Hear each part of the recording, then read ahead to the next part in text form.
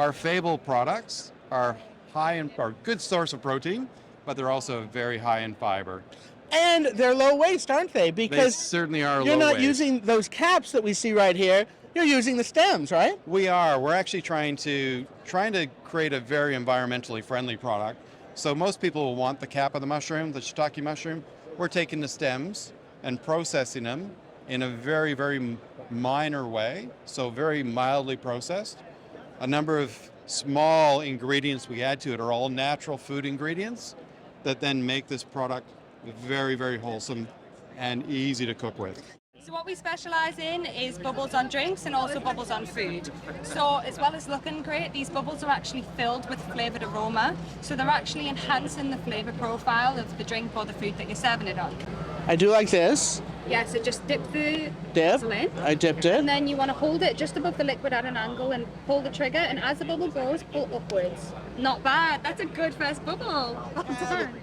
Labor-saving solutions, which is a huge deal because obviously nobody can find anybody to work in their restaurants, can't find any cooks. So what do you have here for us? That's right. Well, the time is right for J.T.M, like you just said. Our kettle-crafted culinary solutions, labor savings, but we take the back of the house work out of it, but keep that back of the house quality in the products.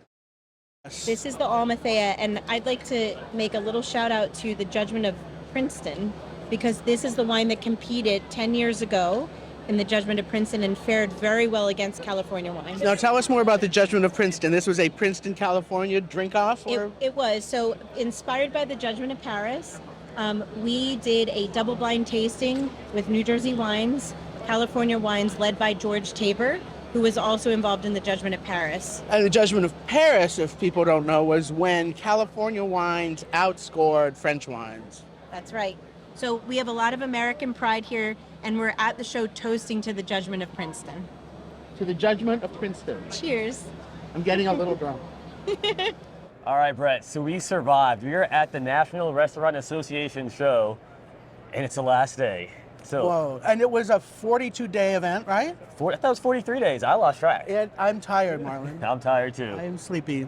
Well, tell me about it before you fall asleep. Good idea. Yeah. So, most people spoke about when it came to food was all the plant-based protein. That's cool, a lot of innovation there, but I really liked the actual plants.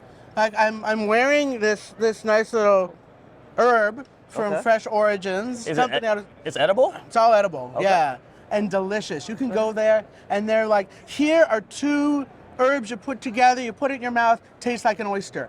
Tastes like an oyster. Really? And then there are these flowers that actually taste sweet and they're beautiful.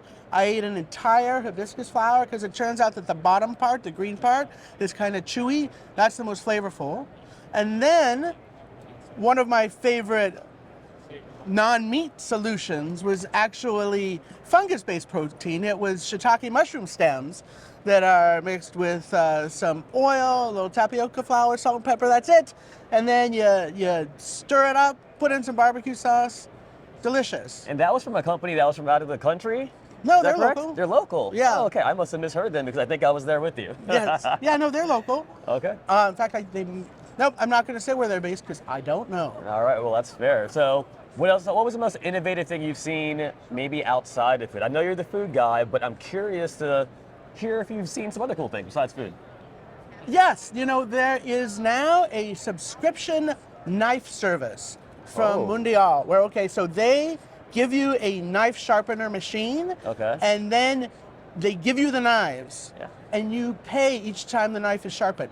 Okay. And so it broadcasts that to the, with their technology to the company, and they charge you by the inch of the knife that you have sharpened. And then every time you sharpen a knife, you wear some of it down. Yeah. And so once you only got 10% of usability left in your knife, send you a new one for free. Done. I love it. Well, Brett, crazy. Thank you so much for the takeaways. We got to wrap this thing up. You're tired, I'm tired, and you've been watching the National Restaurant Association with Brett. Let's go take a nap. Let's take a nap.